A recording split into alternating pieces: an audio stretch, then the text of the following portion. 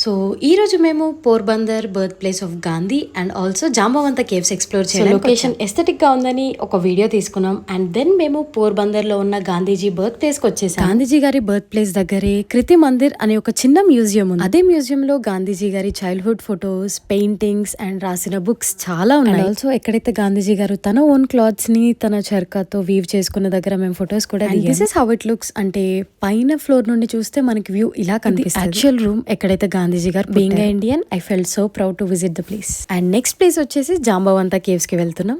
Jambavanta caves అంటే ఎక్కడైతే జాంబవంతునికి and కృష్ణుడికి 28 డే అండ్ నైట్ యుద్ధం జరిగిందో ఆ ప్లేస్ ని జాంబవంత కేవ్స్ అంటారు. కేవ్స్ లోకి ఎంటర్ అవుతూనే అక్కడ చాలా స్ట్రిక్ట్ గా మెన్షన్ చేసి ఉంటది అక్కడ నుండి మట్టి కూడా తీసుకెళ్లొద్దని. అండ్ ఇదే ప్లేస్ ని జాంబవంతునికి అండ్ కృష్ణుడికి వివాహం జరిగిన ప్లేస్ అని కూడా పిలుస్తారు. ఇదే కేవ్స్ నుండి 2 మార్గాలు ఉన్నాయి, ఒకటి ద్వారకా, ఇంకోటి జునాగఢ్ కి కూడా.